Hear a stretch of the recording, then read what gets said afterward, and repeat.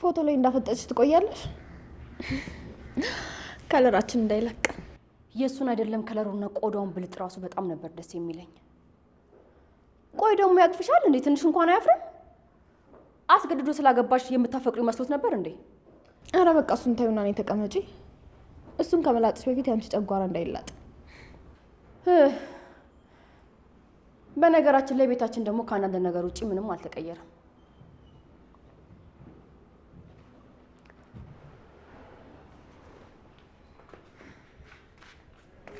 ተባስቲ እንደዚህ አትበይ።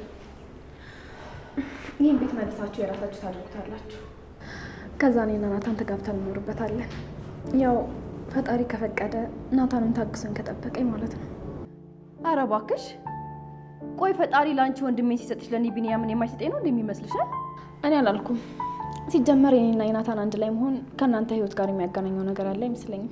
ተይ እንጂ እኔና ቢኒየት ልንኖር ነው አንቺና ወንድሜ እዚህ ቤት የምትኖሩት? ይሄ ቤት የኔና የቢኒያም ብቻ ነው። እኔና እሱ ብቻ ነን እዚህ ልንኖር የምንችለው። አረ እባክሽ እኔና ናታን እኮ ታላላቆቻችሁ ነን። እኔ አንቺ ታላቅ፣ ናታን ደግሞ ያንቺም የቢኒያምም ታላቅ ነው።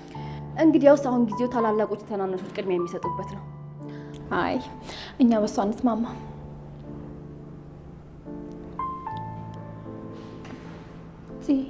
ምን ተፈጠረ? ምን ሆነሽ ነው? ሁሉም ነገር ሰላም ሆኖ አንቺም ከወንድሜ ጋር እኔም ደግሞ ከቢኒያም ጋር ሆኜ ሁሉም ነገር ወደ ነበረበት ተመልሶ ይሄ ቤት የእናንተ ቢሆን ለሰከንድ እንኳን አላቅማማም ነበር።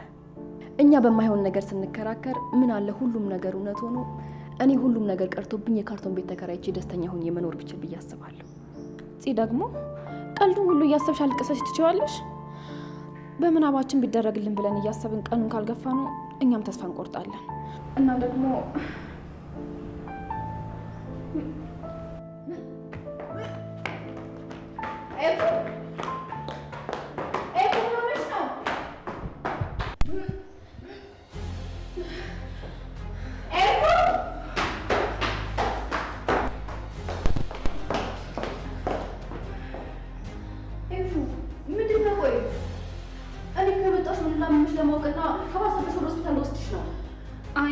ለሆስፒታል እንኳን የሚያደርስ አይደለም። ግን ይህን 3 ቀን ምንም ደህና አይደለሁም። በቃ ያመኛል፣ ያዞረኛል። እንደዚህ አቅለሽኝ ወደ መጸዳጃ ቤት ስመጣ ደግሞ ምንም የሚወጣኝ ነገር የለም። ቆይ ምንድን ነው እሱ? የማይስማማሽ ምግብ በልተሻል እንዴ? አይ ምግብ ሲሸተኝ ሁላ ነው የሚያስጠላኝ። ሐኪም ቤት እንዳልሄድ ደግሞ ይህን ያህል የከፋ ህመም አላመመኝም። እኔ አላምንም። ብቻ እየጠረጠርኩት ያለሁት ነገር እንዳይሆን። እኔ የምልሽ ቆይ ናታን በስተመጨረሻ ከፖሊሶች ጋር እየሰራ መሆኑ ታወቀ። ሰላም አለይኩም ውድ ሀገሬ ልጆች እንዴት ናችሁ? ደህና ናችሁ? ሐረግ ክፍል 95 እንዲሁም በክፍል 96 ምን ይከሰታል የሚለውን አብረን እናያለን ማለት ነው።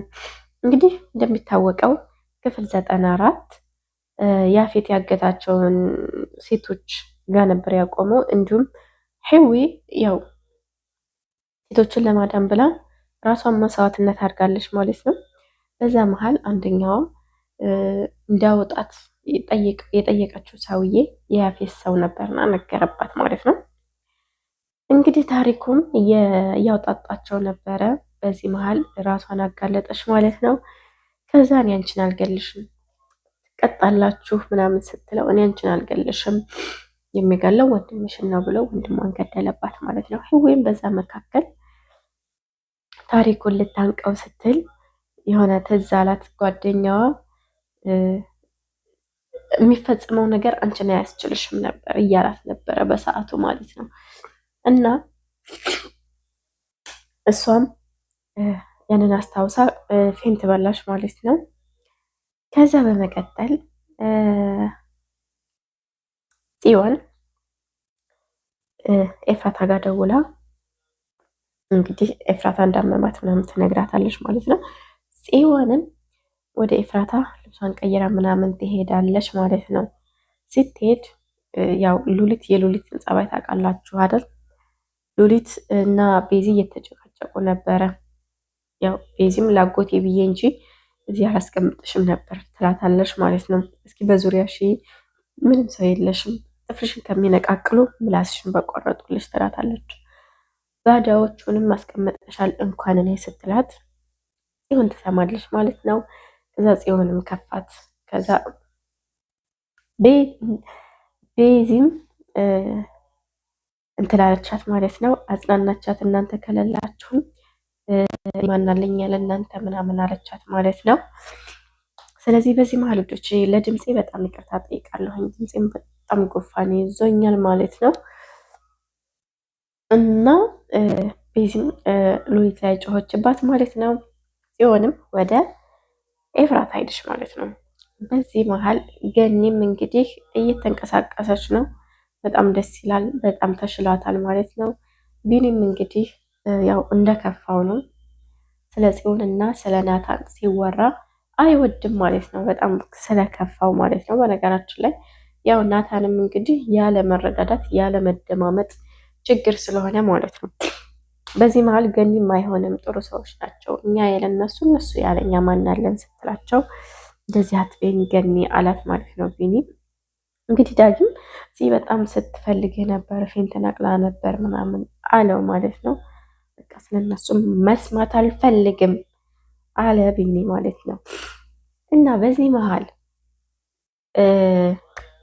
ናታን መጣ ማለት ነው። ናታንም እንግዲህ ቢኒ ውጣልኝ አለው። እኔ የድሮ ናታን ነበር የማውቀው፣ ተቀይረሃል፣ ርቀሃል ከኔ ምናምን አለው። ናታንም ለማስረዳት ሞከረ። አልፈልግም ምናምን አለ ማለት ነው። ከዚህ በኋላ ልታታልለኝ አትችልም አለ ማለት ነው ቢኒ። በዚህ መሀል እንግዲህ ገኒ ያው ናታን ውጭ ወተን እናውራ እያለው ነበር ማለት ነው። እንግዲህ በዚህ መሀል አውሩ ምናምን አለችው ማለት ነው።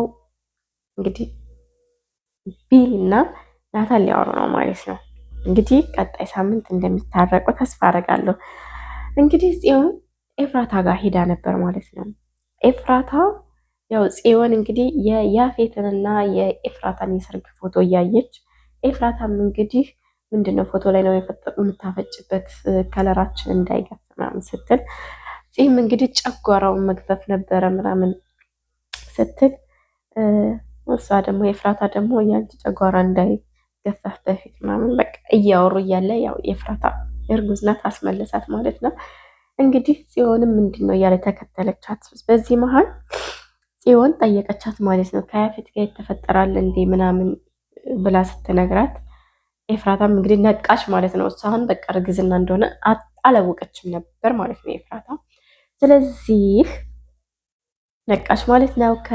ስለተሰማኝ አለች ማለት ነው። ስለዚህ ልጁ የናታን ልጅ ነው ማለት ነው። በዚህ መሀል ደግሞ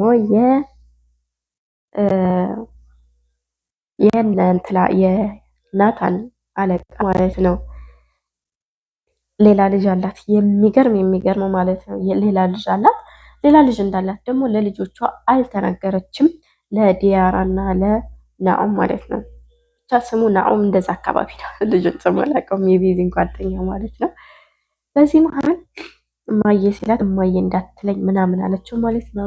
በዛ መሀል እየተነጋገሩ ናታንን እየጠረጠሩት ነው ማለት ነው። ምክንያቱም አመለጣቸው፣ እንዴት እንዳመለጣቸው የት እንደገባ አላገኙትም ማለት ነው። እንደዚሁ ናታን ደግሞ ከያፌት ጠባቂዎች አምልጧል ማለት ነው። ቤት እንደነበረ ነው የሚያስቡት፣ እነሱ ደግሞ ቤት አልነበረም። ስለዚህ ሉሊትን ጠርቷት ነበረ ማለት ነው ታሪኩ።